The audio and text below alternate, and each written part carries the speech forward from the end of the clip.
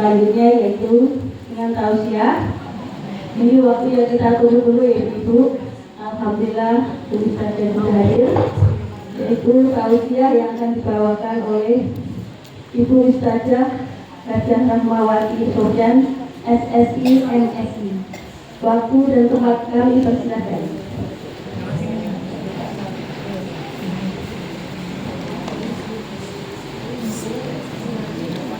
Din.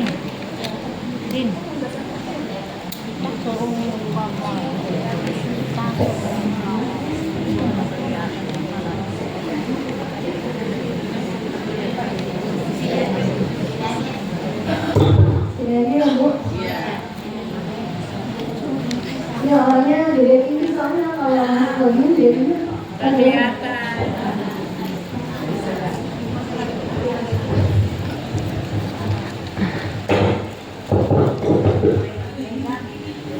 Bismillahirrahmanirrahim. Assalamualaikum warahmatullahi wabarakatuh. Waalaikumsalam warahmatullahi wabarakatuh. Alhamdulillahilladzi bil ilmi yarfa'u man yasha' wa bil jahli yahdidu man yasha'. Wassalatu wassalamu ala nabiyyina wa ashabihi su'ada. Amma ba'du. Yang saya hormati Ibu Ketua kita, Ibu Hajah Puja Suratimah SPD. Yang saya hormati semua Ketua Majelis Taklim. Ini kan gabungan nih Ibu ya? Ya. Yang saya hormati pimpinan masing-masing Majelis Taklim yang ada di wilayah Perumahan Margahayu dan sekitarnya. Yang saya hormati para ibu haji, para ibu rumah tangga maupun yang tidak berumah dan tidak bertangga. Semuanya adalah kalau sudah hadir di majelis ilmu, apalagi ini di masjid atau mushola, maka itu artinya adalah hamba-hamba pilihan Allah. Amin ya Rabbal alamin. Kita panjatkan puji dan syukur kehadiran Allah Subhanahu wa Ta'ala yang sudah mempertemukan kita, yang sudah memanjangkan umur kita, yang sudah menetapkan iman dan Islam kita sampai di hari ini. Nikmatnya tidak bisa dihitung. Wa in ta'uddu ni'matallahi la tuhsuha, kata Allah. Tidak bakalan sanggup kita menghitung nikmat Allah. Tadi pagi bangun tidur melek mata sampai sekarang udah berapa kalinya dibuka matanya? Tidak ada itu. Coba kalau tiap ngedip ada tarifnya gimana? Saya punya adik ipar, dia sakit autoimun namanya sindrom Sjögren. Jadi kemana-mana dia bawa obat tetes mata karena matanya tidak punya cairan. Ya, jadi tiap 5 menit, tiap 10 menit tetesin mata. Tidur juga pegang obat tetes mata. Begitu bangun mau pipis malam-malam tetes mata dulu baru jalan. Ya kita selama ini nggak pernah bayar ya, gratis tinggal ngedip. Itu baru mata doang ya Bu ya. Iya berarti dia bayar. Gitu. Karena nggak ada cairannya. Macam-macam Bu ya. Kalau kita mau tadabburi nikmat Allah. Kemudian salawat dan salam tak lupa kita haturkan kehadiran baginda Nabi besar Muhammad Sallallahu Alaihi Wasallam yang sudah membawa kita umatnya minal zulmati ilan nur. Tanda-tanda orang mau keluar dari kegelapan menuju cahaya adalah hatinya masih terikat dengan majelis taklim. Hatinya masih terikat dengan majelis ilmu. Hatinya masih terikat dengan masjid. Dalam suatu hadis diceritakan bahwa orang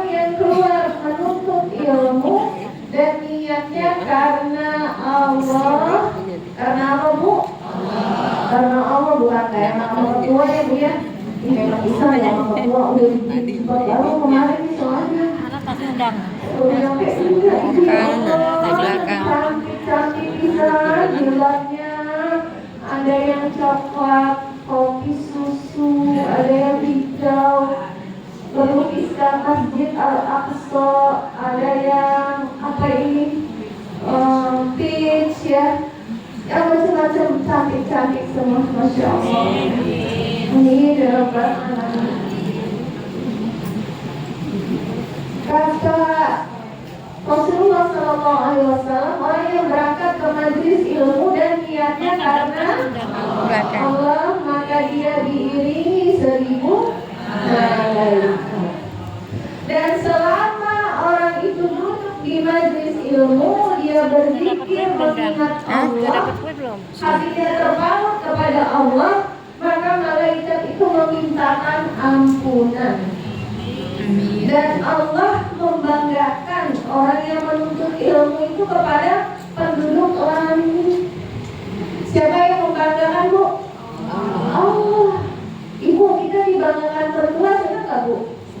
Senang. Ini menantu saya yang ini mah, ya Allah, kalau lebaran saya semua dikasih dari jilbab, model, furniture, cat jilbab, kastengel, keju, segala macam.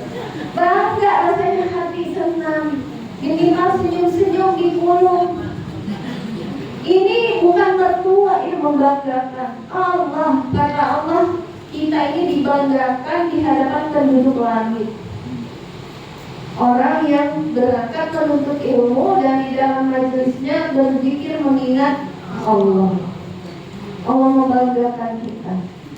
Kemudian malaikat yang satu orang dikawal 1000 malaikat itu, malaikatnya memintakan ampun selama kita belajar, kemudian mengiringi dan mendoakan kita pulang sampai ke rumah. Coba Bu, kurang keren apa Ibu datang ke sini? 1000 Bu yang awal. Ibu lagi nikah, pagar ayunya ada 1000. Ya nggak buat beli seragam ya. Iya kan? Iya. Ini malaikat, bukan manusia biasa. Makhluk yang wangi, makhluk yang patuh kepada Allah, makhluk yang doanya tidak ditolak oleh Allah Subhanahu wa Ta'ala. Luar biasa. Nah, hari ini tadi kita niatnya belajar karena siapa, Bu?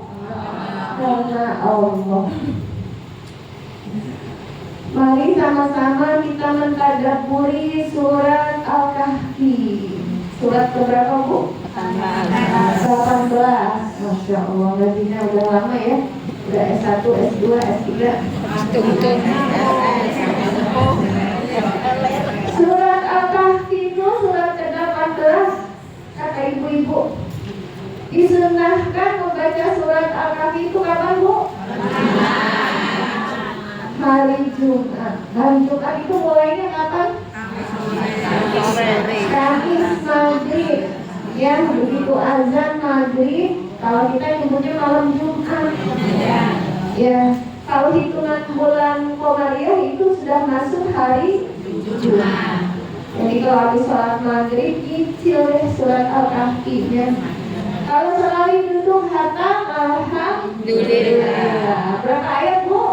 110. Masya Allah. Ini kita pulang aja udah berpintar semua ibu ya. Silahkan yang belum hafal surat Al-Kahfi, Al-Qurannya dibuka. Surat 18. Yang di HP-nya ada surat Al-Kahfi, silahkan dibuka. Yang di HP-nya ada Al-Quran. Kalau yang di HP-nya kagak ada Al-Quran, tapi yang lain-lain ada. Tuh ada yang bilang apa tuh? Sampai rumah minta tolong sama Pak suami atau sama anak, tolong install Al-Quran yang ada terjemahnya. Kalau kata orang Bekasi, ilok artis aja nyampe ke HP kita. Ya kan? Kita kalau buka berita gimana? Iya, orang kirim WA, ada link YouTube, kita buka YouTube. Orang kirim link WA, kita klik linknya, buka TikToknya ada, YouTube-nya dibuka, HP-nya kalau punya Al-Quran.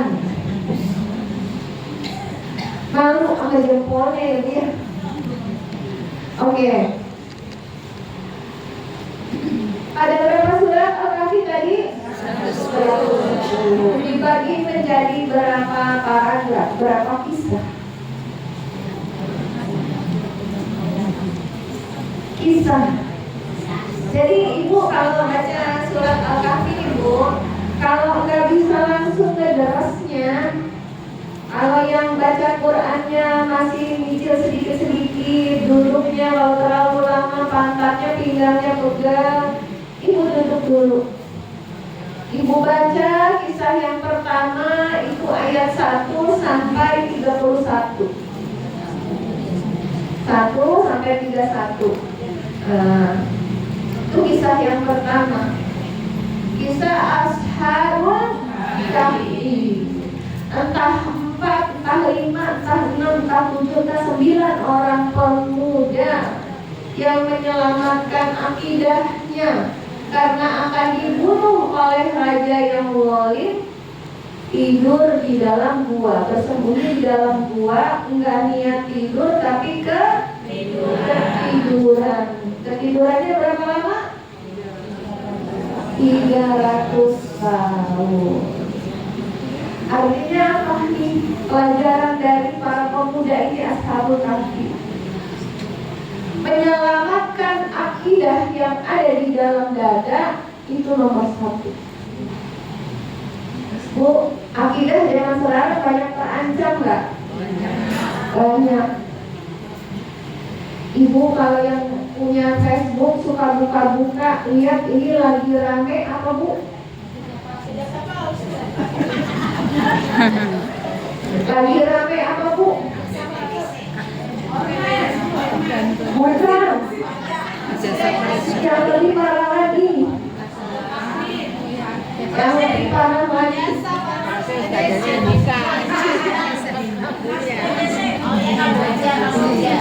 Nggak pernah buka. Ustaznya orang yang buka. Ninja. Ada ustaz yang bilang ya, organ tubuhnya diambil dijual. Orang ada sih. Enggak, yang mau saya bicarakan ini masalah grup atau kelompok yang suka menawarkan keluarganya sendiri buat jual badan. Bapak-bapak foto anak perempuannya umur berapa tahun? Masih ya, kelas 2 juga belum difoto. Ini anak saya cukup cantik. Itu ditawarkan bukan ke sembarang orang, ternyata ada komunitasnya. Dan ternyata bukan itu saja, banyak abang nawarin adik, adik nawarin empok, suami nawarin istri. Jadi lagi rame keluarga dekat menawarkan keluarga dekatnya demi uang.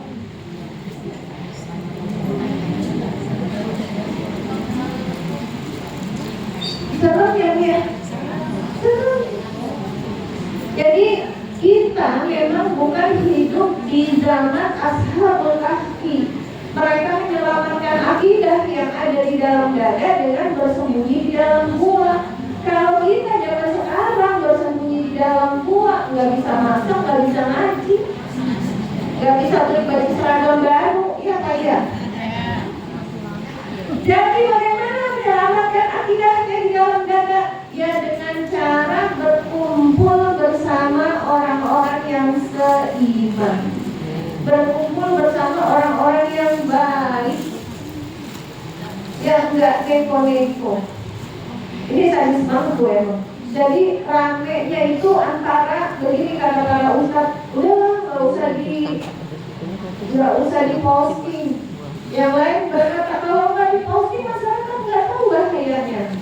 Tapi kalau di posting yang lain akan meniru. Jadi serba salah. Ibu-ibu Indonesia tanpa jil. Indonesia tanpa jil. Tanpa jil itu tanpa jaringan Islam liberal. Nah, di situ. Jadi menyelamatkan akidah ini tantangannya luar biasa, sangat sulit. Saya juga di rumah gitu, punya anak perempuan 3. Kadang di dalam rumah, anak namanya perempuan coba-coba pakai celana pendek, ya kan? Alasannya, oh ini kan di dalam rumah, gak ada siapa-siapa, cuma ada orang tua aku. Iya nak, tapi adat tetap dijaga. Kalau mau pakai di kamar sendiri, keluar kamar sudah harus. Iya, itu dari hal-hal yang sekecil itu, Bu. Jadi ada om, paman, melihat kakak ponakannya dikit, dipoto, diposting, ditawarin, kayak begitu. Jadi orang dekat makan orang dekat, ya. Makanya dalam Islam itu dijaga. Anak-anak nggak boleh tidur seranjang besar bareng-bareng, tuh nggak boleh. Ranjang harus masing-masing. Yang kecil, ranjang gede itu cuma boleh buat orang yang sudah menikah atau buat nyoloin bayi. Bagaimana kalau perempuan sama perempuan? Ya usahain deh Bu, ranjangnya tetap dibelah 2. Apalagi laki sama laki, apalagi laki sama perempuan lebih bahaya. Gitu. Itu masalah akidah yang sekarang. Kemudian paragraf selanjutnya, kisah selanjutnya dari ayat 32 sampai 59. Ini tadabbur surat Al-Kahfi, Bu. Sudah pada hafal mungkin 10 ayat pertama atau 10 ayat terakhir. Bahkan ada yang mungkin sudah hafal 1 surat. Nah, tapi ini kisahnya, mari kita ulang kembali sebagai tadzkir. Jadi ayat 32 sampai 59 itu tentang apa? Ya, pemilik 2 kebun. Kemudian paragraf ketiga surah ayat 60 sampai 82 tentang siapa, Bu? Nabi Musa dengan Nabi Khidir. Apakah di Al-Quran ada disebut nama Khidir?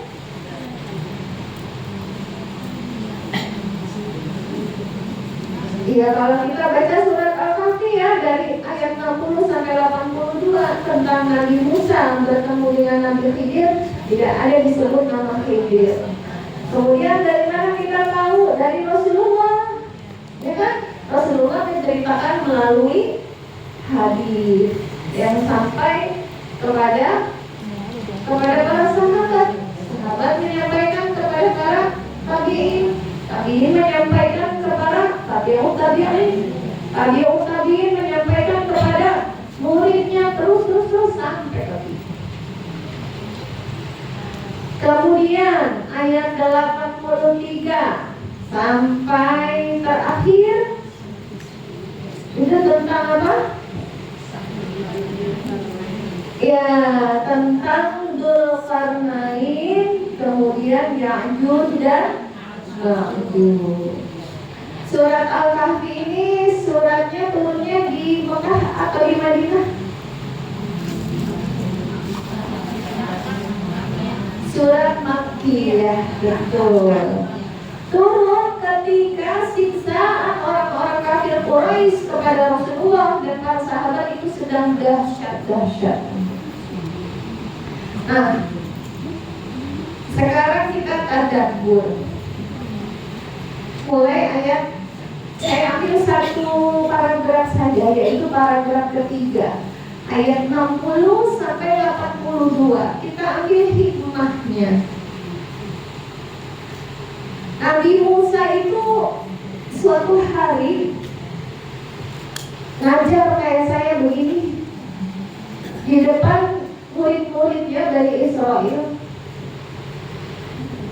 Nabi Musa ini nabi yang namanya paling banyak disebut di dalam Al-Quran. Dari juz 1 ada kan Nabi Musa? Bu? Ibu? Iya. Juz 1 nama suratnya apa Bu? Al-Baqarah artinya apa Bu? Sapinya, sapi betina, sapinya siapa Bu?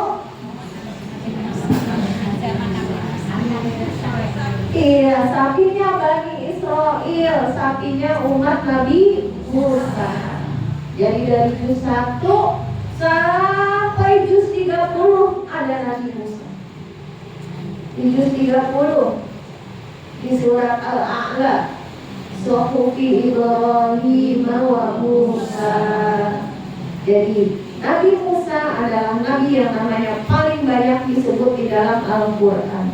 Dan Nabi Musa ini Bu, ujian kesabarannya adalah seumur hidup. Bahkan dari dalam perut beliau sudah diuji. Bagaimana diujinya? Ketika beliau masih di dalam kandungan ibundanya, Fir'aun sudah mengeluarkan perintah. Siapapun perempuan dari Israel yang hamil harus diawasi. Begitu lahir anaknya laki-laki maka harus dibunuh. Akhirnya ibunda Nabi Musa bersembunyi di dalam gua. Artinya apa? Dari masih dalam perut itu sudah diuji. Begitu lahir, kalau kata orang Bekasi ceprok, dibuang ke sungai. Bukan dibuang sebenarnya ya, diselamatkan lewat sungai. Bu, ibu mana Bu yang tega? Naruh bayinya di keranjang, dilepasin di kalinya, bukan kali kecil kayak kali Bekasi Bu, sungai Nil, gak kira-kira lebarnya. Ditinggalkan, dibiarkan mengalir. Begitu diangkat anak sama Bunda Asia, istrinya Fir'aun, ada gak ujian kepada Nabi Musa? Ada. Nabi Musa ini ceritanya nih Bu, menurut riwayat, kalau dipangku sama Fir'aun itu bawaannya menarik jenggot aja. Iya, dan itu bikin Fir'aun itu emosi. Kata istrinya, kata Bunda Asia, ngapain emosi sama bayi? Dia ngerti juga enggak ngerti apa-apa, belum punya akal, kata Bunda Asia. Akhirnya Fir'aun penasaran, ini anak ada akalnya apa enggak? Disiapkanlah bara api, disiapkanlah yang lain mainan. Pada saat itu Nabi Musa baru pertama kali melihat api yang berkobar-kobar menyala-nyala, menarik hati warna-warni. Kan anak kecil gitu ya. Dia mendekati api, diambillah itu bara, dimasukkan ke mulutnya. Makanya lidahnya Nabi Musa itu cadel. Makanya doanya apa? Wahlul uqdatam min lisani yafqahu qawli. Ya Allah, hilangkanlah belenggu di lidahku ini. Aku kalau ngomong cadel, jadi orang susah ngerti. Makanya Nabi Musa dikasih backup. Nabi Harun ini lidahnya fasih. Ini ujian Nabi Musa tuh bertubi-tubi Bu. Berdakwah ke istana, ke Fir'aun. Emang pulangnya diongkosin? Boro-boro. Kemudian tetap berdakwah kepada kaum budak. Bu, kalau zaman sekarang nih, saya umpamanya diundang suruh berdakwah ke istana nih, saya diundang lagi gak mau Bu. Maaf ya, biayanya gak ada waktu. Tolong ya. Ini Nabi Bu, dakwah ke atas kayu, ke kaum budak kayu. Itu. Jadi ujian kesabarannya itu luar biasa. Nah,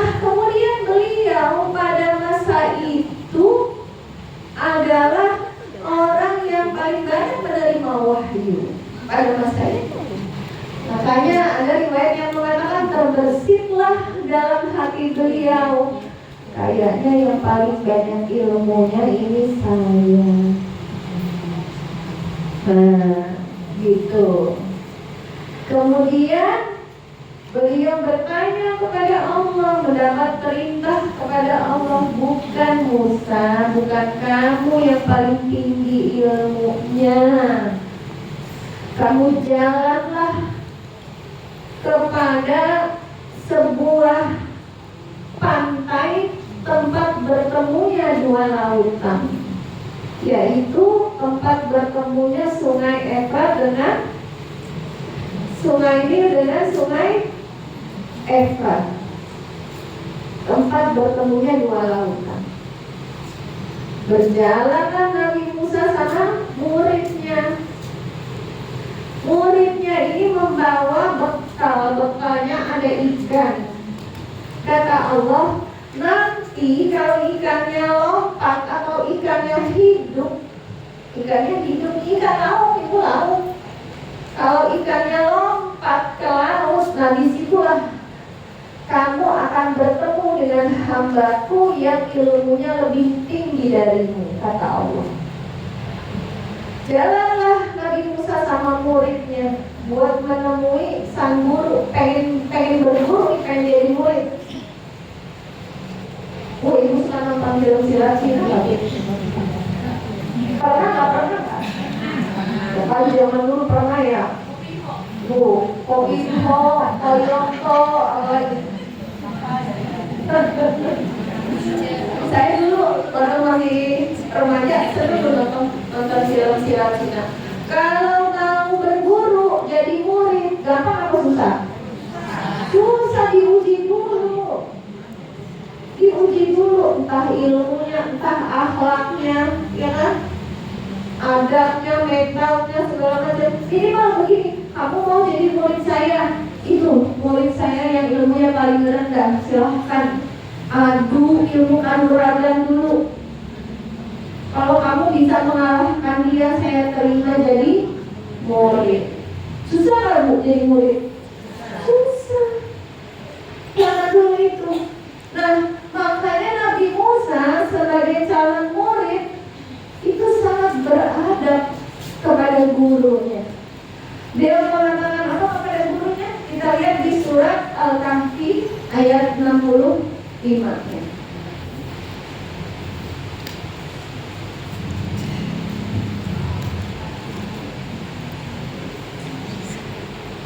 Ayat 66.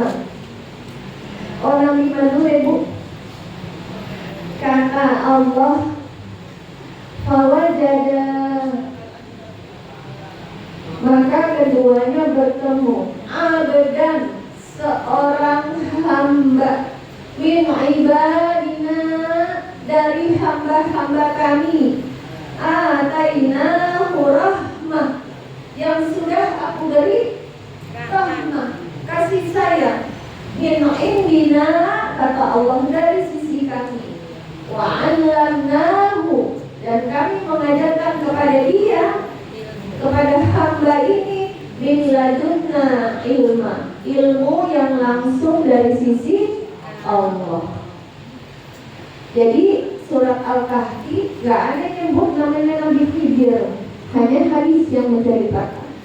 Katanya kenapa dinamakan Khidir? Khidir itu artinya hijau. Hijau.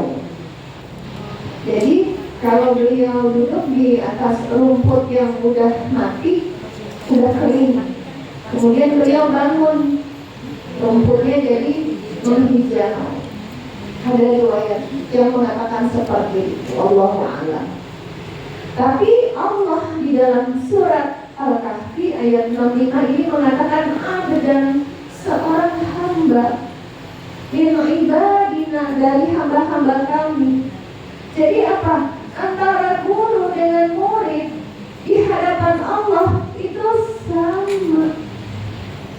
Min ibadina, sama-sama hamba-hamba kami. Siapapun yang dapat ilmu duluan harus mengamalkan, memberitahu yang belakangan.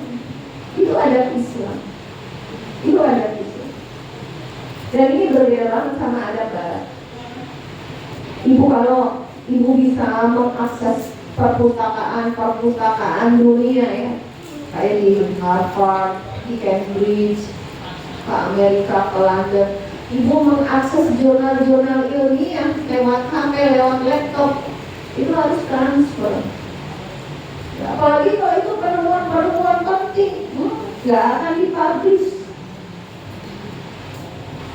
disimpan. Nanti kalau jadi teknologi, saya akan jadi orang kaya, kata orang barat. Virus, antivirus apa umpamanya? Ini obat COVID. Itu ilmunya, racikannya nggak akan diekspos. Karena kalau jadi industri, saya akan kaya raya gitu. Kalau barat kayak gitu. Jadi kalau kita cari jurnal-jurnal ilmiah berbahasa Inggris, itu kalau kita nggak transfer, ngeluarin uang melalui kartu visa kita, itu susah. Tapi saya waktu S2, karena ikutnya di UI, kajian keislaman, kita mengaksesnya perpustakaan berbahasa Arab di Madinah, di Mesir, Ummul Qura, di Mekah, ya, atau ke Maroko, tempat kampusnya Ustaz Abdul Somad. Itu apa bu? Jurnal-jurnal itu bebas kita akses. Itu semuanya ada stempel jurnalnya. Wakaf fisabilillah, wakaf fisabilillah, wakaf fisabilillah. Beda nggak bu? Beda banget peradaban barat sama peradaban Islam. Ada Islam itu orang nggak boleh yang namanya tolib ilmu, itu adabnya. Tapi kita lihat nih apa kata Nabi Khidir begitu ketemu Nabi Musa. Nabi Musa sebagai murid sudah dengan sopan berkata, qala lahu Musa, berkata Nabi Musa kepada calon gurunya, hal attabi'uka ala an tu'allimani mimma 'ullimta rusyda. Boleh enggak Tuan Guru saya ikut menjadi murid supaya mendapatkan ilmu, petunjuk? Udah sopan-sopan. Bayangan Nabi Musa gimana? Bayangan Nabi Musa, silahkan gitu ya. Lillahi ta'ala, gratis gak berbayar gitu ya. Tapi ini Nabi Musa langsung jelek. Qala lahu, qala inna dalam tasaki amaya sobro, enggak bakalan kamu sabar itu saya. Gak usah dia ngelamar-ngelamar jadi murid, gak bakalan. Bu, baru aja gitu nama gurunya. Gimana? Ulang. Kalau di Pak Indonesia ada guru yang begitu gimana? Bukunya kita ngajinya pindah yang ke kuliah itu dah. Gak enak banget ngomongnya. Ini Nabi Musa dikatain kamu gak bakalan sabar ikutin saya. Ini yang diajak bicara sama Nabi Khidir, orang yang seumur hidupnya ujian kesabarannya berbagai macam. Bagaimana tidak? Ya kan? Diuji oleh Fir'aun, diuji oleh umatnya yang sangat berelo. Berelonya luar biasa. Bani Israel itu adalah orang yang paling keras kepala di dunia. Ibu kalau punya anak, ibu kesel, ibu marah, nggak boleh ngatain keras kepala. Nggak boleh bilang kayak gitu.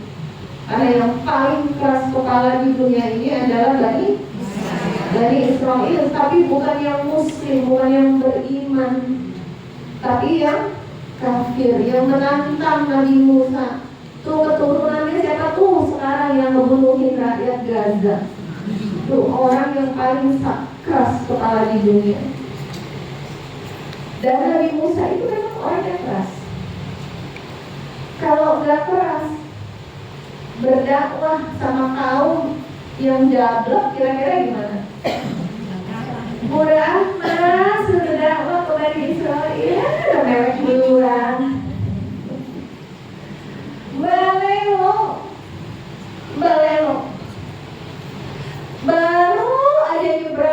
merah melihat mukjizat Allah, mukjizat Nabi Musa yang diberikan oleh Allah. Melihat dengan mata kepala langsung laut bisa terbelah, kemudian menenggelamkan Firaun, kemudian menyatu kembali. Baru berapa hari hidup di seberang lautan, ngelihat orang menyembah berhala, kepengen. Zaman sekarang ada nggak Bu yang kepengen kayak gitu?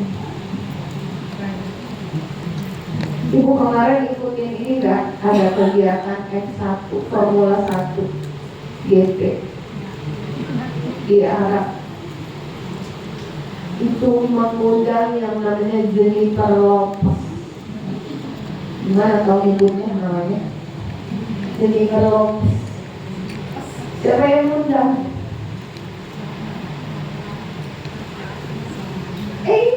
Muhammad bin Salman.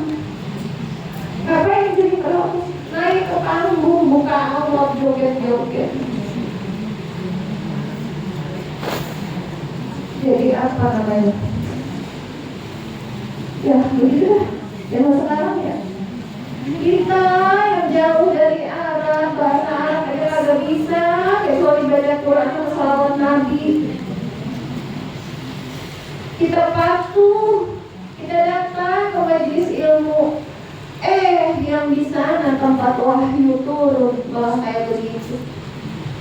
Ya Allah, gimana gak nangis baginda Nabi? Itu hanya berjarak 60 km dari Mekah, masih di Jazirah Arab.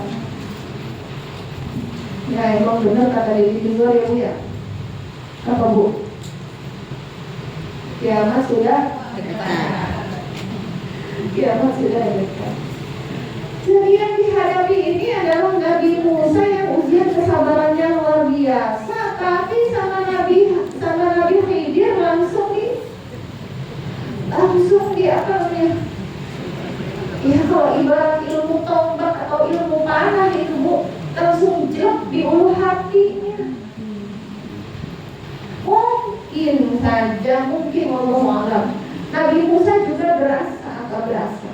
Saya di ujian kesabarannya luar biasa. Ya Allah, kalau nggak didoain sama ibu-ibu majlis alim Khairunisa, saya udah nggak kuat sabarnya gitu umpamanya. Dibilang sama gurunya. Nabi Musa nih orangnya kuat hati. Bukti beliau itu kuat hati itu ada di awal ayat 60 tadi, mundur sedikit. Beliau berkata kepada pemudanya, kepada muridnya, ayat 60, La abrahu hatta ablugha majma'al bahraini aw amdiya huquba.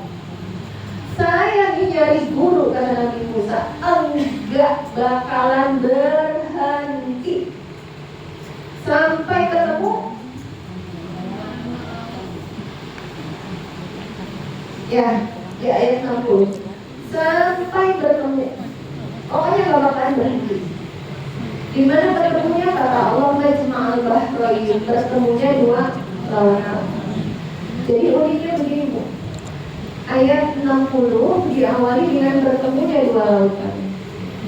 Ayat 82 nanti terakhir itu diakhiri dengan kalimat hada firaqu baini wa baina. Disinilah perpisahan antara engkau dan aku, kata Nabi Khidir. Dan cukup sampai di sini. Jadi diawali dengan pertemuan dua lautan, diakhiri dengan perpisahan. Gitu. Nah, sampai di mana tadi? Nggak diterima sebagai murid. Proposal pertama ditolak. Kemudian kata Nabi Musa,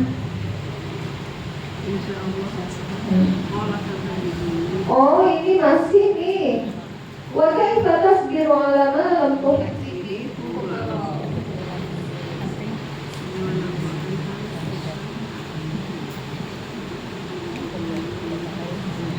Iya. Jadi kata Nabi nggak bakalan sabar. Bukan hanya itu, tapi lebih lanjut lagi, ditambahin lagi itu kadawitnya.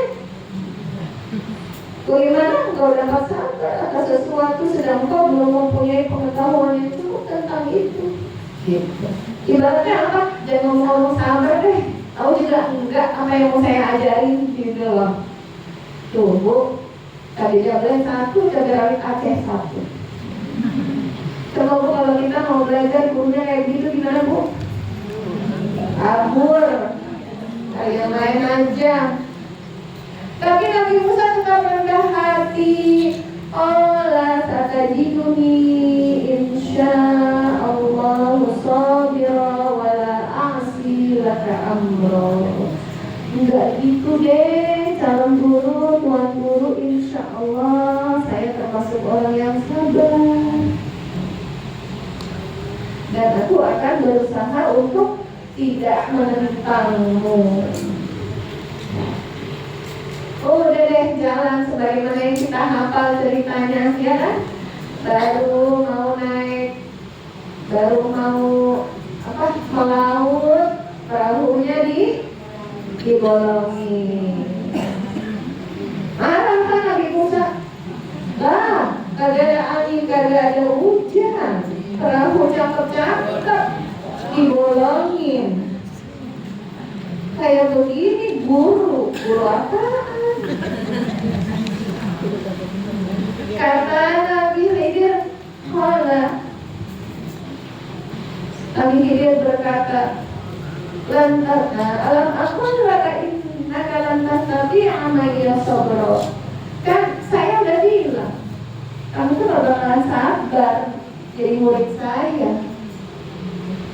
Kalau kata Benyamin, GKP juga apa? Iya maaf Tuan Guru, kata Nabi Musa. Lalu akhirnya jangan diambil lagi. Saya cuma keceplosan. Ya refleks kan? Nabi melihat kebatilan, ya kan? Refleks. Kita juga kayak gitu kan? Kalau kita melihat kita refleks Bu. Dah, jalan lagi. Ketemu anak kecil, nggak ada angin, nggak ada hujan, itu anak langsung dibunuh. Gimana naik darah Nabi Musa? Nabi Musa yang wataknya keras, biasa menghadapi kezaliman, kebatilan orang-orang Bani Israel, langsung spontan. Kamu membunuh jiwa yang nggak berdosa. Nah, sekali lagi Nabi Khidir mengatakan, qala alam aqul laka innaka lan tastati'a ma'iya sabra. Gua bilang juga apa? Kalau mau jadi murid. 2. Sampai yang ketiga. Yang ketiga ini gimana Bu? Jalan masuk ke sebuah kampung, dan di kampung itu masyarakatnya judes-judes. Tidak ada yang menyambut, nggak ada yang masih senyum, boro-boro masih air minum. Karena ada aja punya budaya masyarakat yang kayak begitu aja. Ibu-ibu kalau jalan-jalan, pertama kali ke Amerika, kemudian jalan di tempat umum, ibu senyum sama orang, umpamanya nanti ATM, ibu senyum, bayar di kasir, ibu senyum. Orang sana bingung. Orang sana bingung. Ini orang senyum-senyum. Jangan-jangan baru keluar dari RSJ. Kemudian ya, masyarakat beda-beda. Kalau di kita ada orang asing, diam aja, nggak negur, malah aneh, ya kan? Orang mana itu? Datang ke kampung orang sombong amat. Nah, itu kampung tempat Nabi Musa dan Nabi Khidir masuk, itu rakyatnya judes-judes, pelit-pelit. Gak ada yang negur, gak ada yang masih senyum, gak ada yang nawarin minum. Tiba-tiba di pinggir jalan ada tembok yang mau rubuh. Tembok mau rubuh. Kemudian kata Nabi Khidir, ayo kita bangun dulu di tembok ini. Diaduk, bikin adukan pasir semen, kemudian ditegakkan temboknya. Kata Nabi Musa, dan kurang kerjaan banget. Nabi Musa bilang, wahai Nabi Khidir, kita ini sesungguhnya bisa ini minta upah nih sama masyarakat sini nih, gitu. Kan kita udah menegakkan tembok mereka. Kata Nabi Khidir, kan aku udah bilang diam aja, jangan banyak protes. Maka akhirnya ada firaku baini wa bain. Nanti beliau ngomong kayak gini, dijelaskan. Sebelum waktunya habis, kita ambil hikmah dulu yang pertama. Ketika Nabi Musa jalan bersama muridnya mencari guru, artinya di dalam Islam setiap orang itu harus menjalankan fungsi hamba yang Rabbani. Walakin kunu Rabbaniyina. Surat Al-Imran ayat 79. Bima kuntum tu'allimun al-kitab wa bima kuntum tadrusun. Hendaklah kalian itu menjadi orang-orang Rabbani. Apa orang Rabbani itu? Kalian belajar dan kalian juga mengajar. Itu fitrahnya, itu sunnahnya kita di dalam Islam. Jadi setiap orang harus belajar. Belajar apa? Belajar agama. Saya sih dulu pernah ngaji, kata anak kita.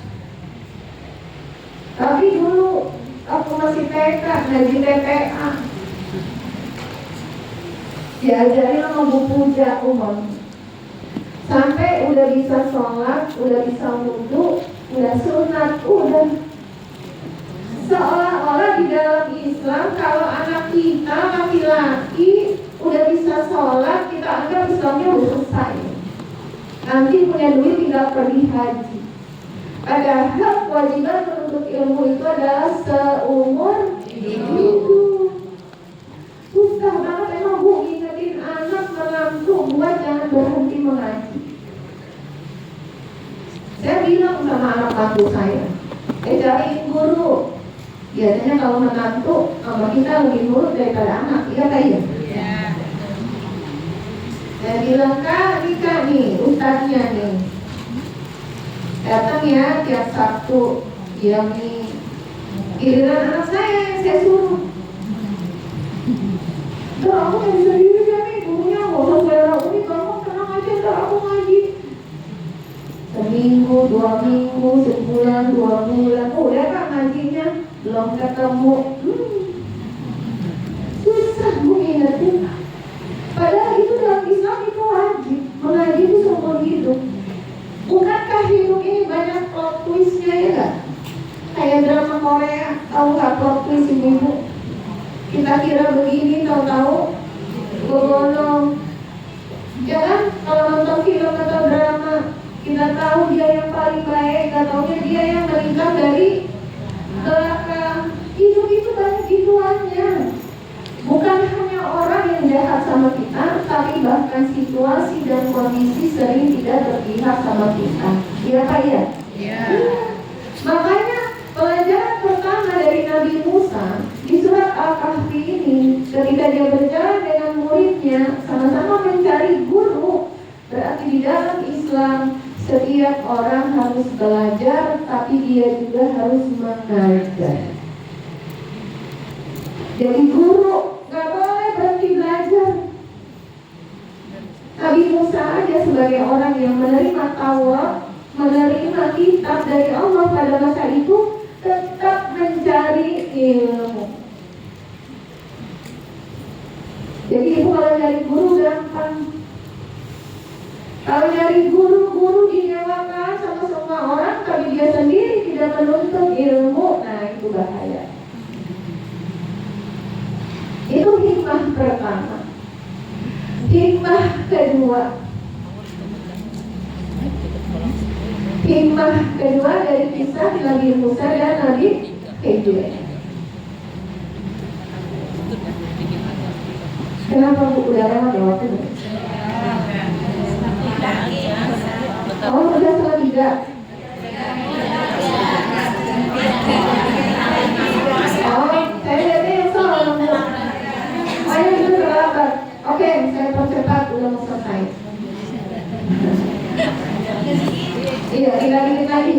azan mulai ya Bu?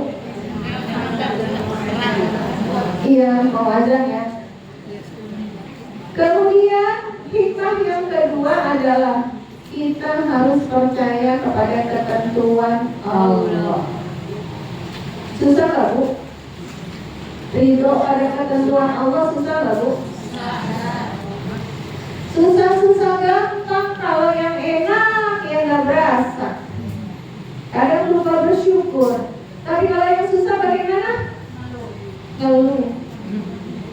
Makanya setiap hari sholat kita diingatkan, terutama apabila habis sholat subuh sama maghrib, kita berzikir, Allahumma la mani'a lima a'taita wa la mu'tiya lima mana'ta wa la radda lima qadaita wa la yanfa'uka jadi minkal jadi. Allahumma ya Allah, la mani'a lima a'taita, tidak ada yang bisa melarang apa yang akan kau beri. Wa la mu'tiya lima mana'ta, dan tidak akan ada yang bisa memberi apa yang engkau larang, apa yang engkau halangi. Jadi ada nggak namanya istilahnya rezeki itu ketukar? Nggak ada. Ada nggak istilahnya takdir itu ketukar? Nggak ada. Jadi pelajaran yang kedua apa Bu? Menerima ketentuan Allah. Ya Ibu. Iya, menerima ketentuan Allah. Apapun itu kita belajar untuk ridho. Untuk ridho atau untuk ikhlas? Ridho ikhlas. Dua-duanya. Ada yang jawab ikhlas, ada yang jawab ridho. Apa bedanya? Ikhlas sama ridho. Udah datangnya dari Allah, ikhlas dan ridho dan ridho. Kalau udah ikhlas ya, kalau nggak ridho. Ya Bu, kalau di juz amma apa? Ya ayyatuhan nafsul mutmainnah irji'i ila rabbiki radiyatan mardiyah. Apa artinya radiyatan mardiyah kok? Dalam kondisi radiyah, ridho kepada Allah, mardiyah, dan Allah pun ridho kepada kita. Jadi siapa duluan? Allah kita. Kita dulu ridho terhadap ketentuan Allah, baru kemudian Allah ridho kepada kita. Itu ridho. Kalau ikhlas, Beda sedikit. jadi Bu, kalau ikhlas itu dalam ibadah. Ikhlas itu artinya murni, murni dari syirik. Ini waktunya udah mepet ya. Kapan-kapan kita bahas surat Az-Zumar ayat 3 atau ayat 4. Kalau ikhlas itu dalam ibadah. Ala lillahi dinul khalis. Ikhlas itu dalam ibadah.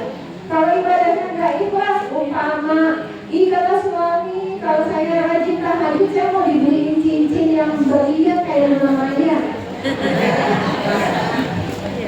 Itu berarti nggak ikhlas ibadahnya. Cincin. Pamri itu dalam ibadah, itu namanya ikhlas.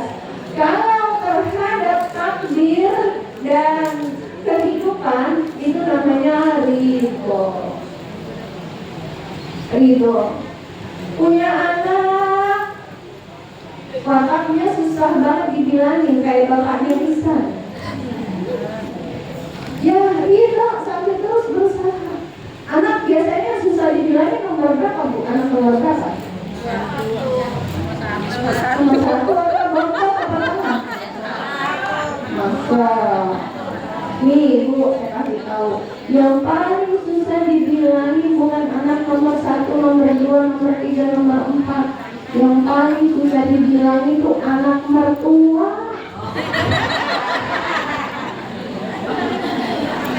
Satunya itu istri.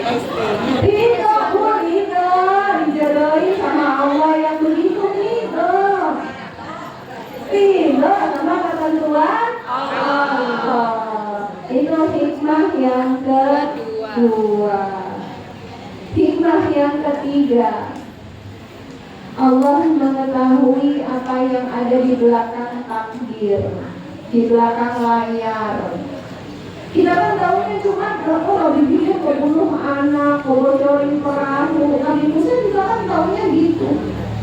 Jadi Allah itu mengatur yang ada di panggung maupun yang di belakang takdir. Kita tahunya cuma yang ada di panggung. Ilmu kita tuh ilmu Nabi Musa, ilmu syariat. Jangan ngaku-ngaku kita yang turunan Nabi Khidir, dapat ilmu dari Nabi Khidir. Kagak ada. Kan suka ada ya yang di pesantren mana yang salah belajar. Tuh contohnya Walid, katanya saya belum nonton filmnya. Walid itu salah belajar, ngaku-ngaku dapat ilmu dari Nabi Khidir, ilmu laduni. Saya nggak perlu pergi haji ke Mekah, cukup ke Banten. Kan ada yang begitu kan?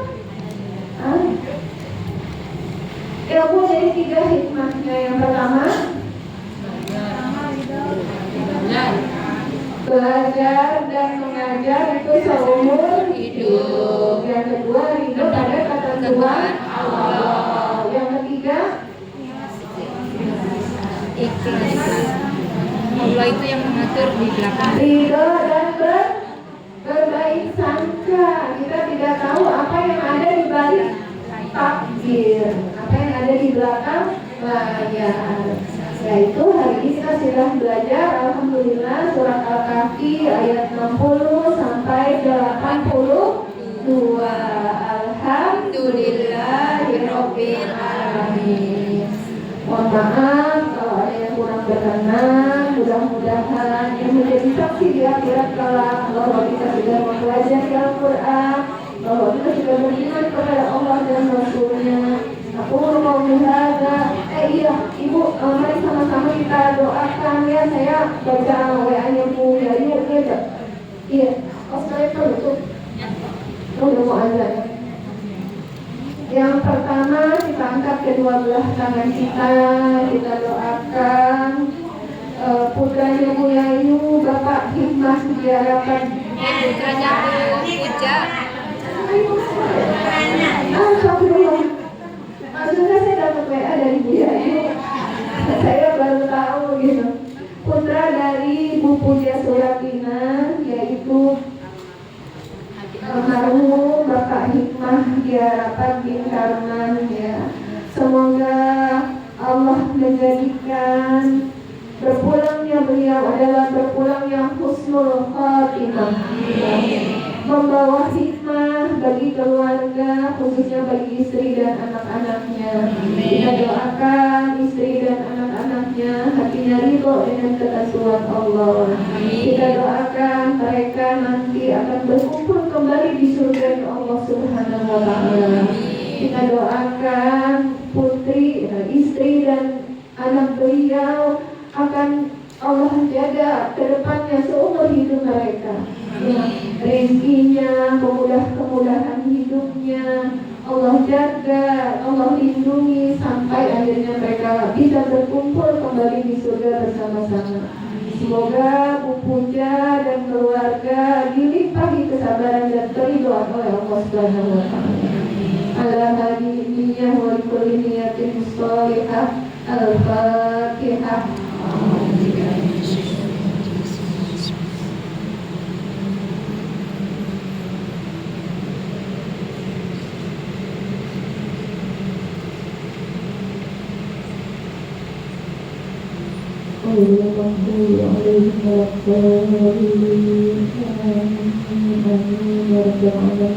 Bismillahirrahmanirrahim.